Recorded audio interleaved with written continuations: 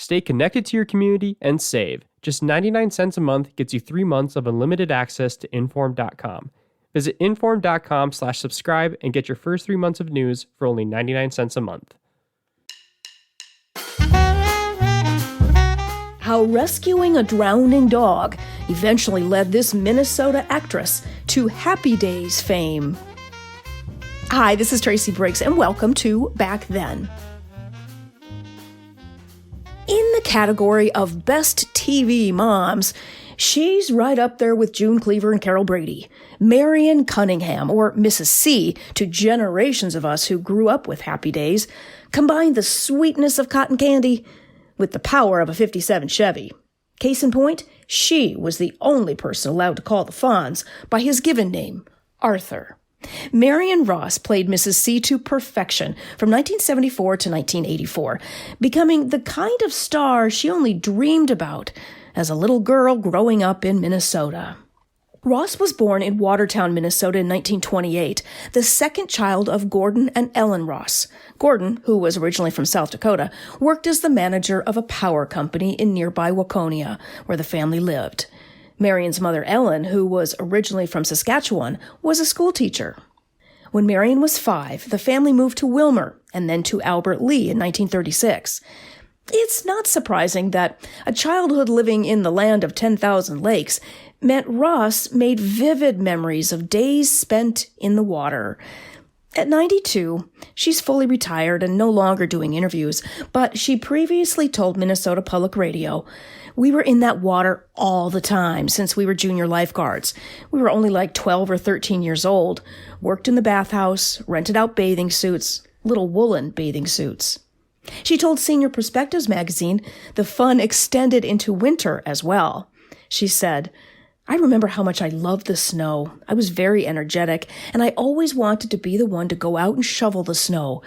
And I remember how much I loved walking across the frozen lakes in the towns that we lived in." Ross's son, Jim Meskimen, told the Forum one memory on Fountain Lake stuck with his mother more than any other. Here's what he said. "When Mom was about 13 years old, she was walking across the frozen lake, Fountain Lake, and she saw a dog that had fallen in a hole in the ice. She got down on her stomach near the hole and pulled him out. A man came by, seeing what happened. He kicked the dog, and the dog went running. Mom thought this man was horrible, but was later told he did that to keep the dog from freezing by just standing still. The rescue even made the local paper. If you want to read that article, go to this story on Inform.com. Meskimen said of that story, "Nice story. It was her first press." Ross told Minnesota Public Radio that early attention could be seen as the start of her career in the public spotlight, and she craved more of it. She'd even spent her free time looking through the Who's Who book in the Albert Lea Library. She said, "I always wondered how some of the people in the book became so popular, so I decided that I wanted to be an actress and become famous too." Her family seemingly supported her dream, moving the family to Minneapolis after Marion's sophomore year at Albert Lea, so she could enroll in the MacPhail Center for the Arts while also attending Southwest High School. They took it even further the next year, moving to California for Marion's senior year. Following graduation, she enrolled in performing arts at San Diego State. By the age of 23, she had signed her first contract with Paramount. She changed the spelling of her name from Marian to Marion because she thought it would look better on a marquee. She eventually auditioned for and won parts in films such as 1954's Sabrina, starring Audrey Hepburn and Humphrey Bogart, and 1959's Operation Petticoat, starring Cary Grant and Tony Curtis. She also worked on Broadway, but found her niche on television, first in guest starring roles on shows like Father Knows Best, Rawhide, Route 66, and The Brady Bunch. However, her big break came when she was 46 years old and landed Happy Days, one of the most successful TV shows of the 1970s. After Happy Days ended, Ross kept working on other TV shows. These days, some SpongeBob SquarePants fans might recognize her as the voice of SpongeBob's grandmother.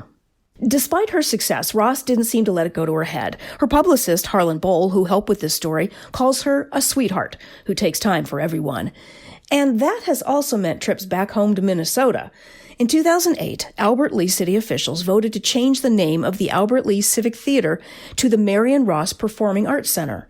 In 2021, the city even unveiled a statue in her likeness in front of that theater during Marion Ross Day. She was also the Grand Marshal of the July 4th parade.